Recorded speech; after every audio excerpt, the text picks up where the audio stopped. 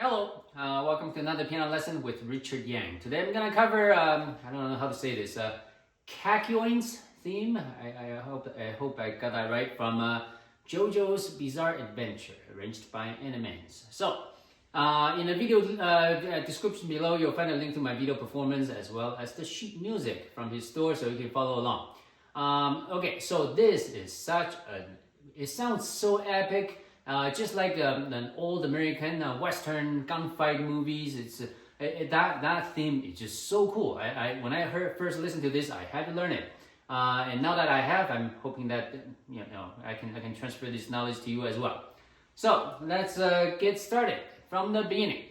It starts out very small, and you do need to do some counting here, right? So it's kind of like a 3-3.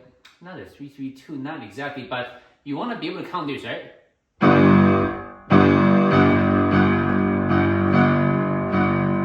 Right?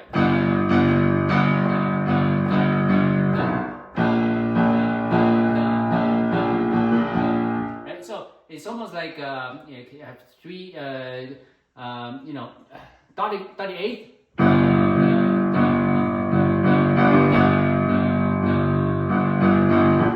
Get that feel, right? Once you get that feel, hopefully it can, become part of you. When you learn future music, I'm pretty sure that you can do that. So other than counting, so you just learn. I just showed how to count. Now I'll do the rest.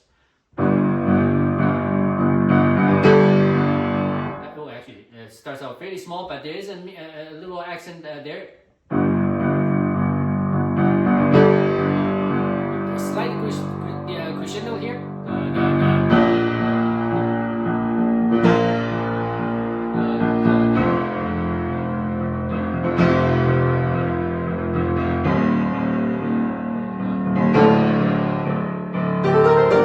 Right, so if you get that counting right, there's nothing really to it except those mini crescendos to give you that pretty cool progression feel.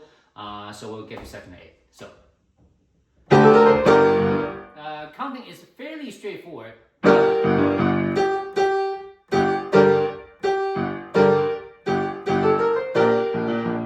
Right. So counting eighth, I think that makes the most sense, right?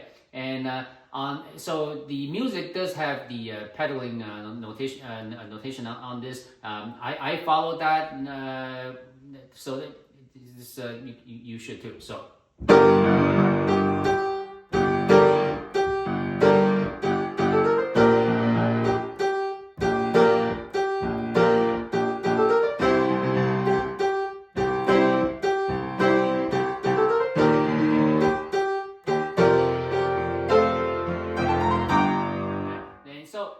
so far there should be nothing to this. If you follow the pedal marking, and you just follow your 8 notes properly, it should sound great. But when you are just learning this, it might feel a little awkward because, especially here, it almost feels like you're playing an action note. But trust me, you're not, because I actually counted this one by one, and they all match up. They're all multiples of 8, 4, then 4 and 8. So you can trust me. So.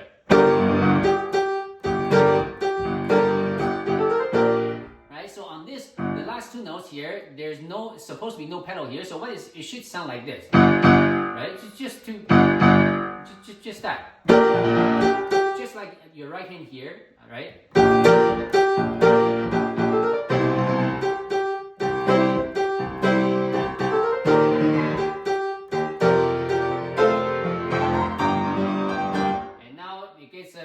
Slightly, it's different. It's not easier or harder. It's just different.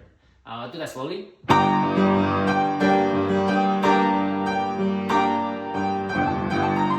Right. So every time you keep the pedal down for 2 whole measures. Personally, if that pedal marking wasn't there, I would have pedaled a little less. But the pedal marking is there. I try to follow it, and that should be fine, right?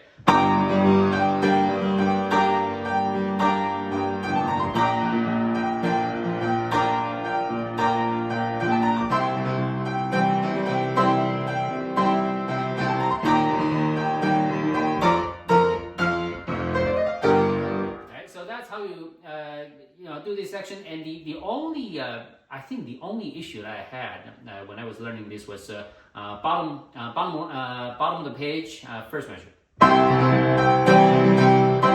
When you play this chord, the left hand, there's actually a lot of obstruction, right? So because the G is in the middle of two black keys, so you want to make sure you come down from over the top, from top down onto the key.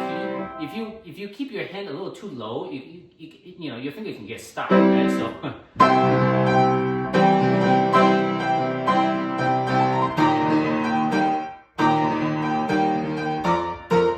So separate pedals for each of these. Oops. That takes us to section B. So section B, this is what I'm talking about. It's so epic. This is Western gunfight movie theme. And I'll do that slowly. It should be fairly simple for the most part.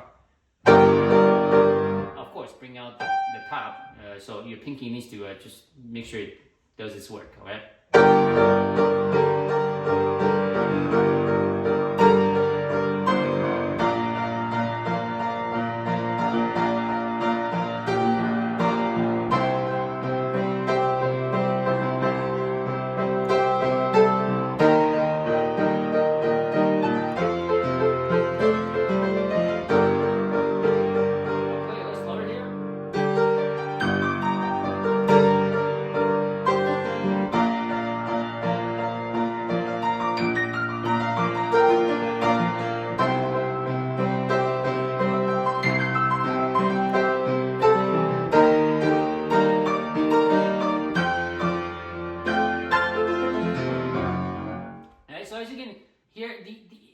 Technically is not difficult, but it can be very confusing on the second line. So I'm just quickly go play this one more time. Right. Remember, there's because the right hand is after you have a dotted quarter before this. So feel that.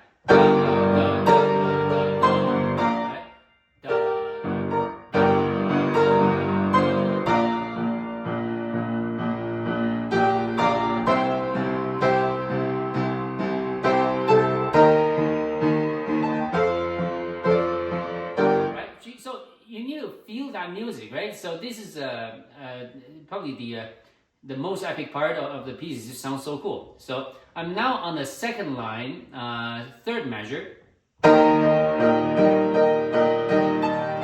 So this can cause some problems. So there are obviously many ways to play this, and I think I play it a little differently every time. So you can just pick what works for you. For example,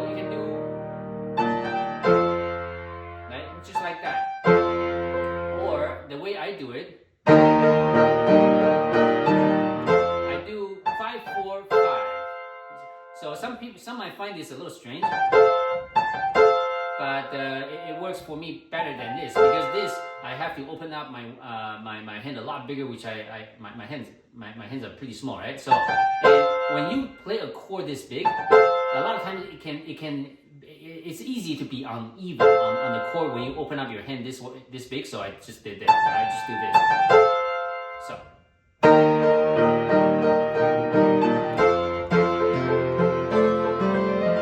And this can be extremely confusing. So try to play that slowly.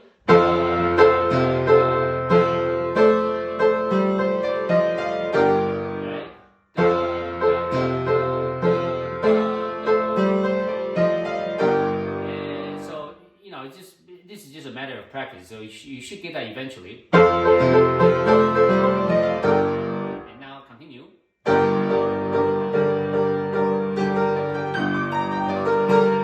And this, when I first learned it, it's a slightly strange, because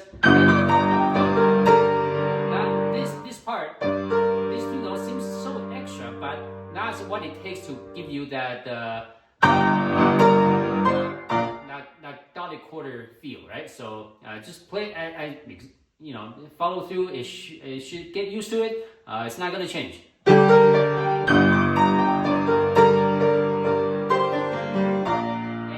I know that coming down from here to the B flat a good jump, but you know, this is on the black key, so it's easy to jump to. So don't do this. Right? Ideally, you can play them like properly, proper 16th, right? Ideally, right?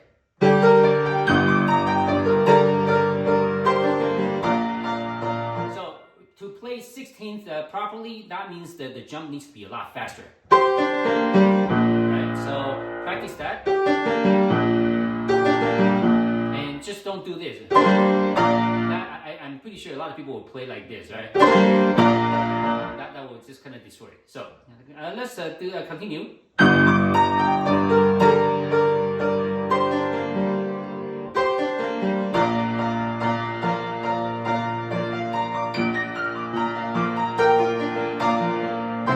And so here, you want to make sure you hear the melody, right?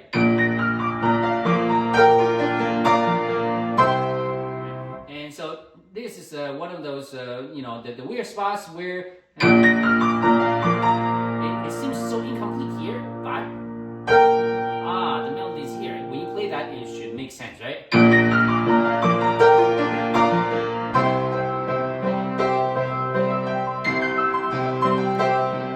Again, this is another very, very interesting. It's weird to play, but once you learn it, it makes sense. But I'm just saying, when you're learning it, it can feel very awkward, right? It seems like this is like incomplete, and the melody is actually here. So from the beginning of this line.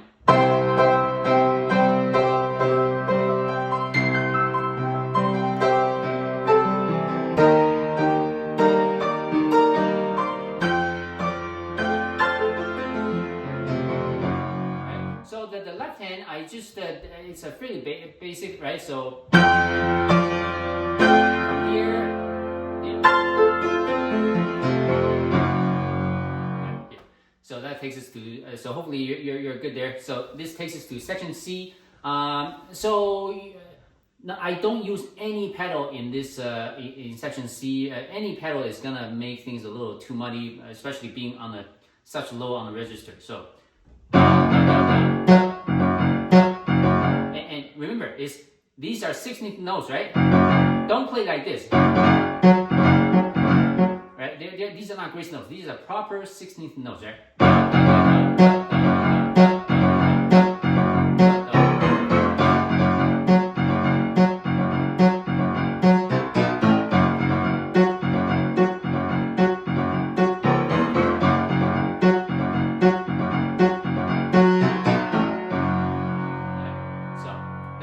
So the notes are fairly simple. Just get the feeling right, and then you'll be good for section D. So second D, left hand is the same rhythm as the beginning. I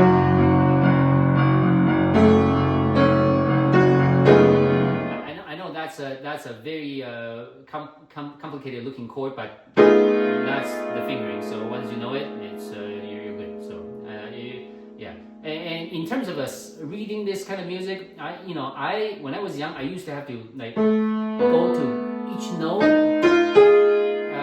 to find this chord. But now, I'm just saying, if you practice sight reading for a long time, looking at the shape of that chord as it appears on the sheet music, your hands can just do it. So it takes experience.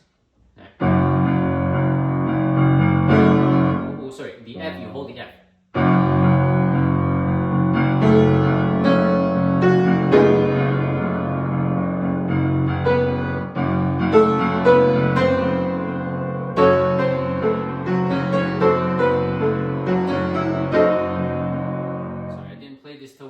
Let me do it again.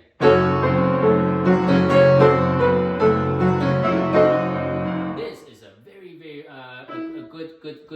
good jump. Alright, so practice that.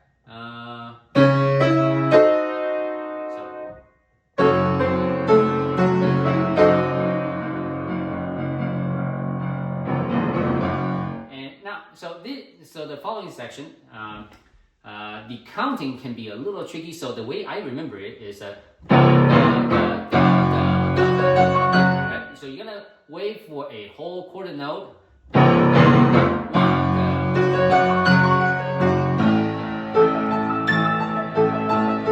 So you counting. So once you get it started, it should be okay. Just that when you play the first one.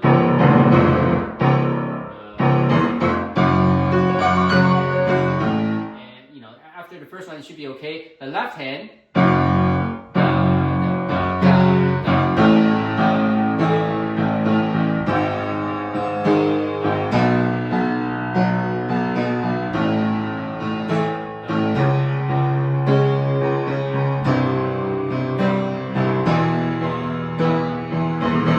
So left hand should be okay. Right hand.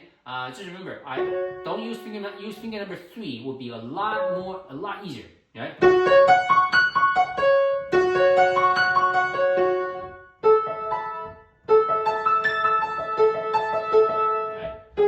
Everything with just 1, 3, 5.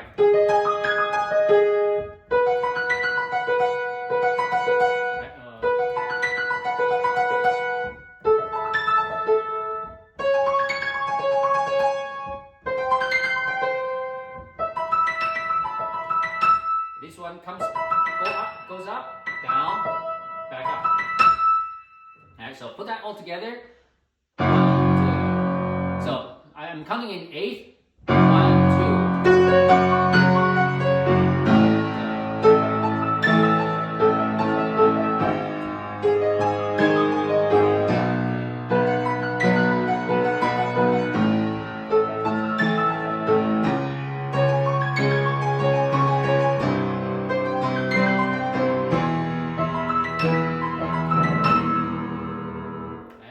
And then after some rests, you get this. So, section E.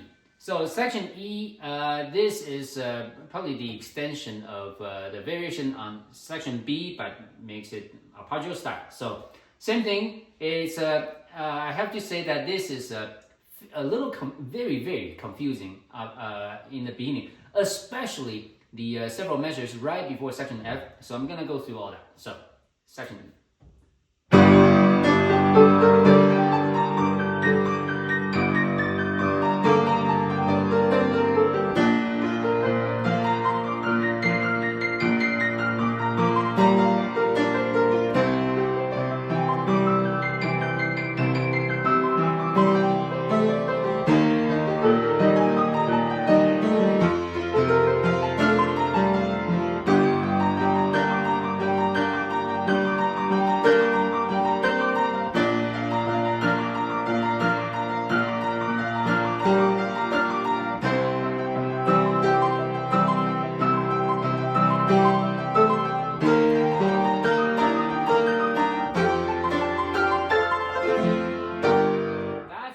And now I'm gonna go into how this works. So, so obviously the melody is in the middle, right? 1, 2, 3, 4, 1, 2. So just know that. Now, right hand. I believe it might be okay to work on this separately. I personally usually prefer to work both hands together because it gives you more context on how they work together as a whole. When you practice separate hands, it can be just as difficult to put it together with the left hand. So if you are not able to work on both hands at the same time, then you don't have a choice. So there you go.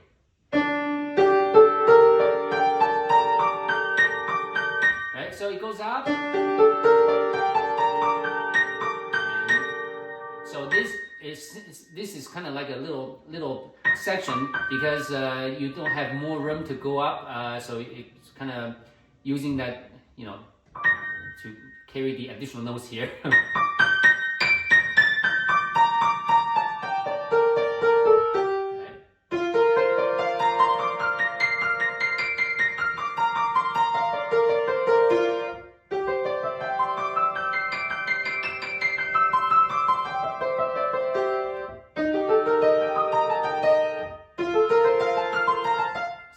When you work on one hand at a time, it may appear to be a lot simpler, but when in this piece, when you put it together, it's pretty confusing. So, especially here, right? So, start with the left hand with the finger number 3 here. It's a, I don't know, to me anyway. So but and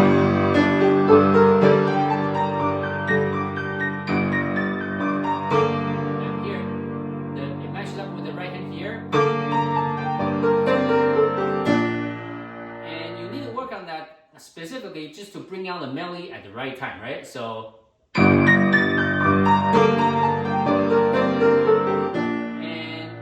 To play this clean, you need to usually be conscious of when the left hand and the right hand will match up, right? For example, here with the thumb and pinky, thumb, pinky, thumb, right? So the way that the music is written is that it actually makes a lot of sense once you get used to it because it's pretty consistent.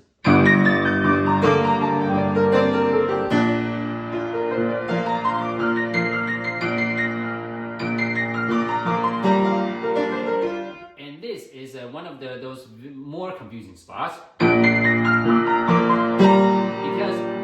when you play any piece, when you match up the fingers, left and right hand, like 2, 3 on the left, 2 on the right, when it's all playing the 16th on the right, it's just so weird. Right? So it this section took me quite a bit of slow practice to get used to. So you should do the same. And left hand here.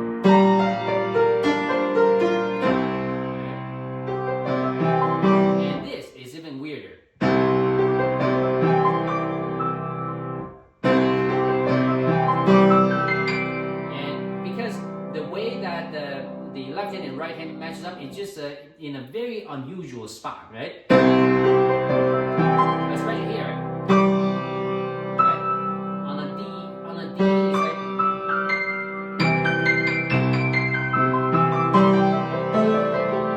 So this, all I can say is that it takes quite some time of slow practicing to really get used to it.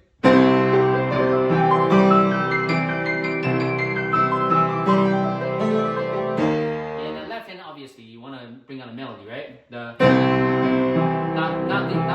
these 2 notes, but this.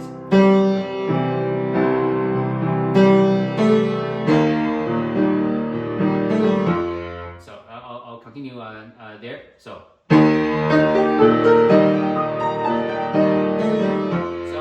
the finger I do is 1 2 1.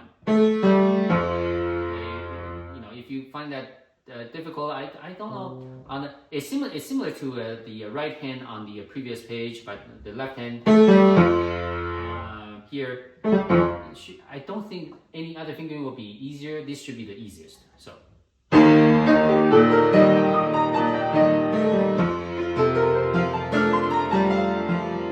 Here, you need to make very sure you match up the left and right hand in order to sound clean.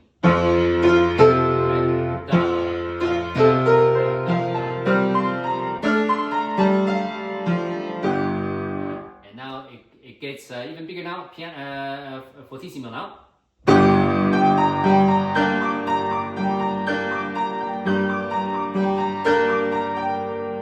Right, so here, this note, we have the B flat on the treble clef, and also the D from the bass. So remember that.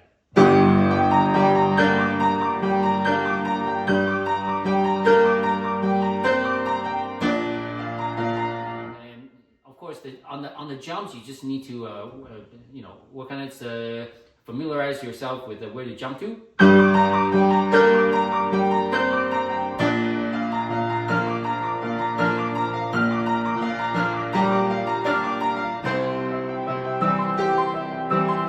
See here,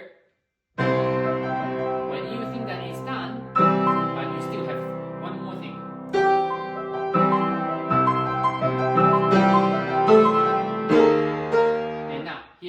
Comes to what I believe, these 2 measures are what I believe to be the most difficult part of the piece. So